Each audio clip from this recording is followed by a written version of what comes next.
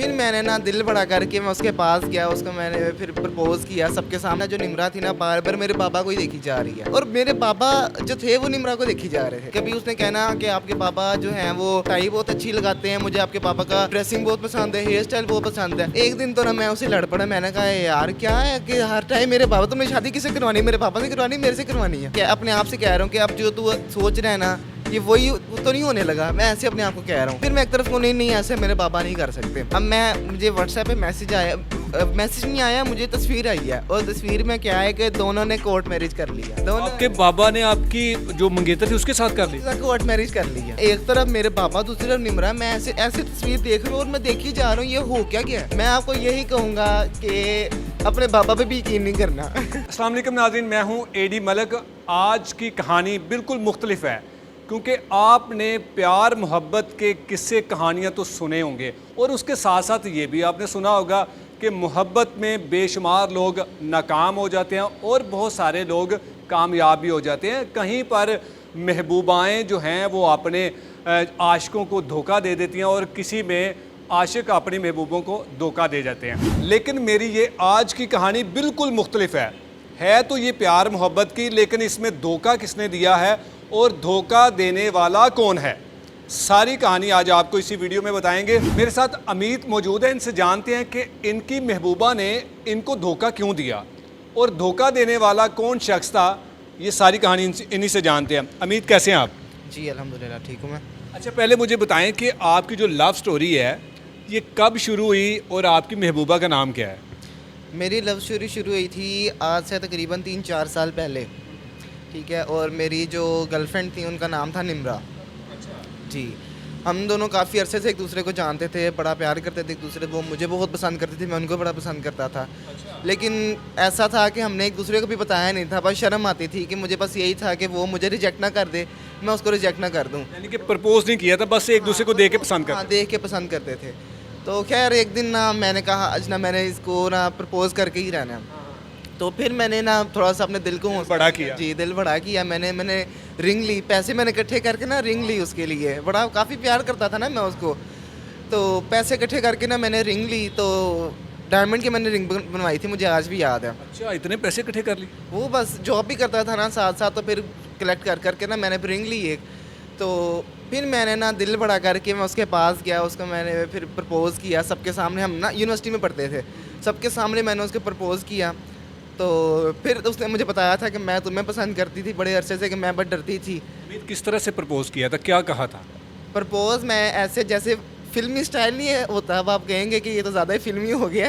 नहीं होता है, फिल्मी नहीं होता, ये नॉर्मल होता है। हो सकता है कि मैंने भी कभी किसी को प्रपोज किया हो। लेकिन मैंने तो सही फिल्मी स्टाइल में किया था, जैसे फिल्मों में होते हैं ना, सिर्फ नीचे टांग रख के ऐसे करके खोलते हैं, उस तरह सेम वो वाला स्टाइल था।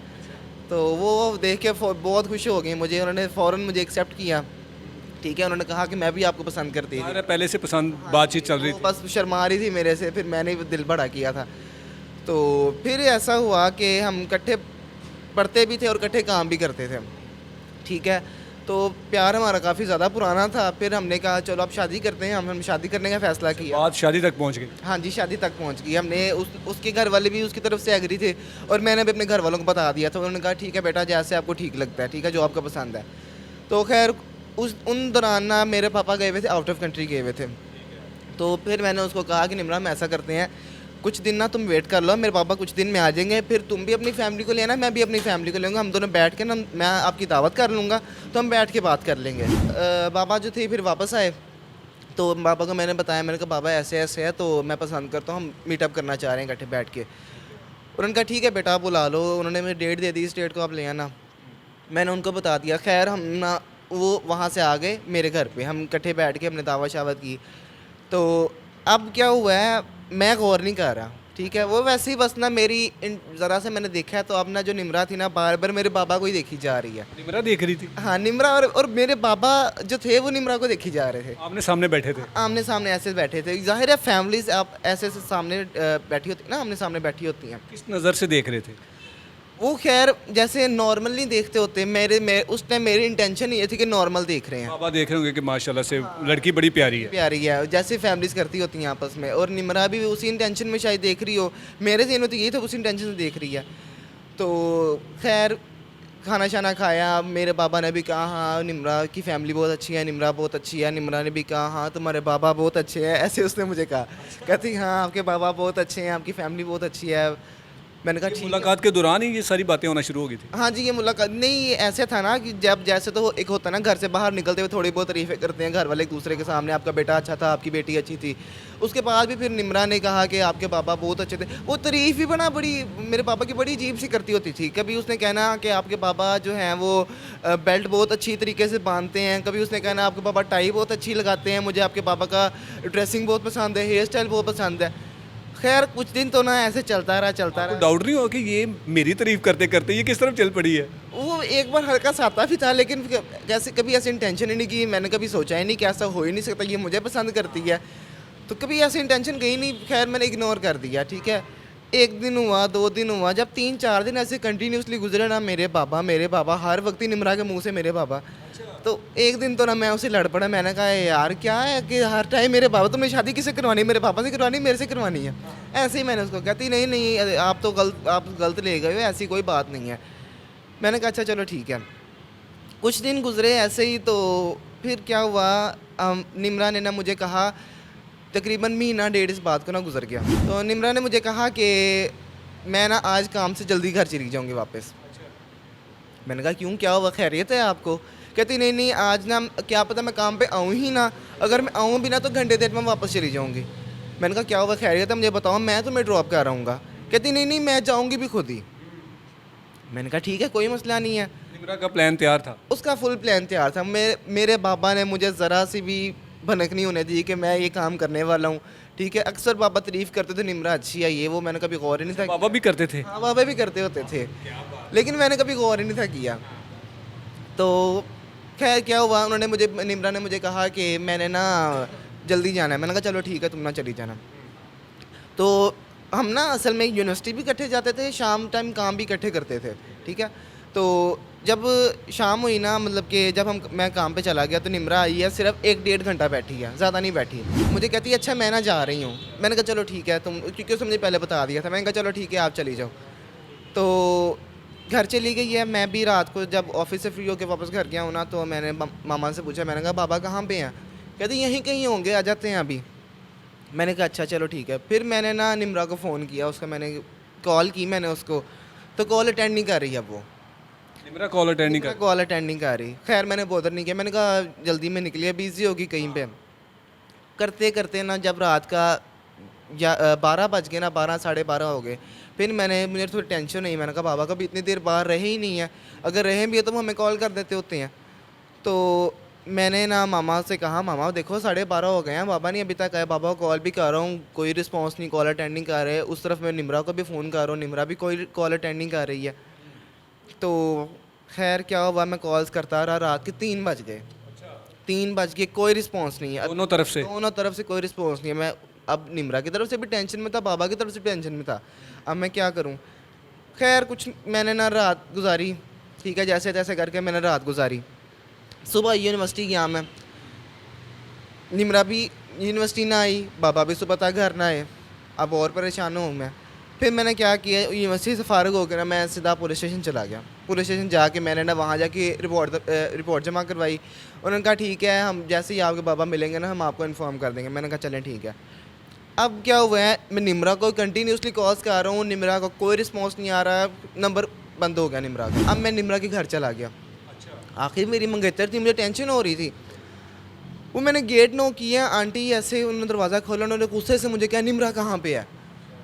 मैंने कहा आंटी मैं आपसे पूछने आया हूँ निम्रा कहाँ पे, मुझे खुद नहीं पता कि निम्रा कहाँ पे। मैंने कहा एक तरफ मेरे बाबा गायब है, दूसरी तरफ निम्रा गायब है। मैंने कहा ये गए कहाँ पे? कहती आपको नहीं पता? मैंने कहा नहीं मुझे नहीं पता नहीं कि निम्रा कहाँ पे है। तो खैर फिर क्या हुआ है, हमने ना उसकी भी रिपोर्ट जमा करवा दी पुलिस स्टेशन में ना। तो हम घर वापस आ गए, हम अपने अपने घरों में चले गए। उसके बाद कुछ दिन गुजरे, जब 2-3 दिन गुजर गए ना, परेशानी खैर ज़्यादा और बढ़ गई। आखिर मेरे फादर हैं, दूसरी तरफ निम्र है, दोनों रिश्ते ही मुझे बहुत ज़्यादा अजीज़ थे, बहुत ज़्यादा अजीज़ थे, ठीक है। अब मेरे दिमाग में थोड़ा आने लग गया, मैं सोच रहा हूँ, अब मैं अपने आप से कह रहा हूँ कि अब जो तू सोच रहा है ना ये वही तो नहीं होने लगा। मैं ऐसे अपने आप को कह रहा हूँ। फिर मैं एक तरफ को नहीं ऐसे मेरे बाबा नहीं कर सकते, ना निम्रा ऐसे कर सकती है। खैर जब 2-3 दिन गुजर गए ना, फिर मैंने अपने आप को कह दिया कि जो तू सोच रहा है ना वो हो गया है। ठीक है, क्या मतलब? मतलब कि ये जो मैं ये सोच रहा था कि मेरे बाबा ना निम्रा को लेके भाग गए हैं। ठीक है मैंने आपकी मंगेतर आपके पापा के साथ भाग गई? जाहिर है दोनों एक टाइम पे इकट्ठे गायब हुए हैं, तो कुछ दिन जब गुजरने के बाद मैंने तो यही सोचना है ना। लेकिन फिर क्या हुआ, अब मेरे ज़हन में यही था कि मेरे बाबा कहीं ना निम्रा को लेकर चले गए हैं। यानी कि डाउट था, यकीन नहीं था तब? यकीन नहीं था, बस डाउट था। ठीक है, तो कुछ दिन जब और गुजरे हैं, तकरीबन महीना गुजरा है, अब मुझे व्हाट्सएप पे मैसेज आया, मैसेज नहीं आया, मुझे तस्वीर आई है, और तस्वीर में क्या है कि दोनों ने कोर्ट मैरिज कर लिया। दोनों आपके बाबा ने आपकी जो मंगेतर थी उसके साथ कर ली? कोर्ट मैरिज कर लिया, घर से भाग कर? घर से भागकर। किसी को नहीं पता, 1-1.5 महीने से जो गायब थे ना, जैसे ही मैंने देखा कि ये मेरे बाबा और निम्रा। आपने अपने घर वालों को नहीं बताया फिर? घर वालों को मैं 2 दिन तो मैंने किसी को कुछ नहीं बताया। इतना बड़ा सदमा, जाहिर बात है। इतना मैं परेशान, मैं एक तरफ मेरे बाबा, दूसरी तरफ निम्रा, मैं ऐसे ऐसे तस्वीर देख रहा हूँ और मैं देख ही जा रहा हूँ ये हो क्या गया 2 मिनट में। अब मैं घर बताऊँगा तो अजीब ही सिचुएशन क्रिएट हो जाएगी जो कभी सोची भी ना हो। मैं उधर भी नहीं बता सकता कि ये मेरे बाबा ने ये हरकत कर दिया, मैं किस मुंह से जाके बताऊँ।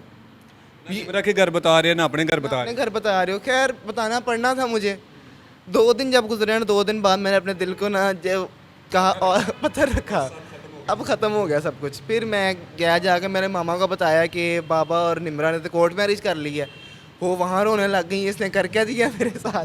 दोनों माँ बेटा गले लग कर रोना शुरू? हम दोनों गले रख के रोने लग गए, लिटरली ऐसे ही होया, हम गले रख के रोने लग गए। मुझे एक तरफ बाबा का गम था, दूसरे निम्रा का गम था। मामा को एक गम था, सिर्फ बाबा का, मुझे 2 गम थे। फिर मैंने लड़की मतलब कि जो निम्रा है उसकी फैमिली को बताया, वो भी परेशान कि आपके बाबा ने क्या कर दिया। वो रिश्ता जुड़ने की बजाय वो तो दुश्मनी हमें बन गई। वो तो बाबा निम्रा को लेके अब वो एक साइड पे ही हैं, तकरीबन उनको 1 साल होने वाला है, तो अभी तक वो एक साइड पे ही हैं, उनका अभी तक कोई पता नहीं है वो कहाँ पे हैं कहाँ नहीं है। आपके साथ तो बहुत बड़ा धोखा नहीं हो गया अभी? और करने वाला भी कोई और नहीं, आपका अपना बाप? मैं कह रहा हूँ ऐसा ना मैंने कभी सोचा, ना कभी सुना, ना कभी हुआ, जो मेरे साथ हो गया। तो आप क्या कहेंगे जो लोग आपको देख रहे हैं? मैं आपको यही कहूँगा कि अपने बाबा पे भी यकीन नहीं करना क्योंकि पापा भी कभी भी किसी भी मौके में बदल सकते हैं। ठीक है, अपनी मदद आपके तहत ही रखनी है। जी बिल्कुल, आपने अमीद की ये दुख भरी दास्तान सुनी और यकीन बिल्कुल मुझे भी नहीं आ रहा कि ऐसा मुमकिन हो सकता है। लेकिन ये सारा जो वाक़या, जो अमीद की जो गर्लफ्रेंड थी वो अपने जो बॉयफ्रेंड है उसके बाप के साथ कैसे भागी, ये वाक़या इंडिया हैदराबाद का है और ये सच्चा वाक़या है। मेरे साथ अमीद एक फ़र्जी करैक्टर था। आपके सामने इस तरह की कहानी लाने का मकसद सिर्फ ये होता है कि हमारे मुआशरे में सिर्फ ये नहीं चल रहा होता कि आप अपनी गर्लफ्रेंड को अपने किसी दोस्त के साथ उसको शेयर नहीं कर सकते या उसका नंबर शेयर नहीं कर सकते या किसी भी किस्म की कोई ऐसी बातचीत आप शेयर नहीं कर सकते। लेकिन इसके साथ साथ आपको अब अपने अब्बू जान से भी थोड़ी सी कट ऑफ रखना चाहिए, क्योंकि ऐसा ना हो कि कल को आपकी भी कोई गर्लफ्रेंड आपको छोड़ के आपके बाप के साथ भाग जाए। इसी के साथ इजाज़त चाहूँगा, लाने के बाद।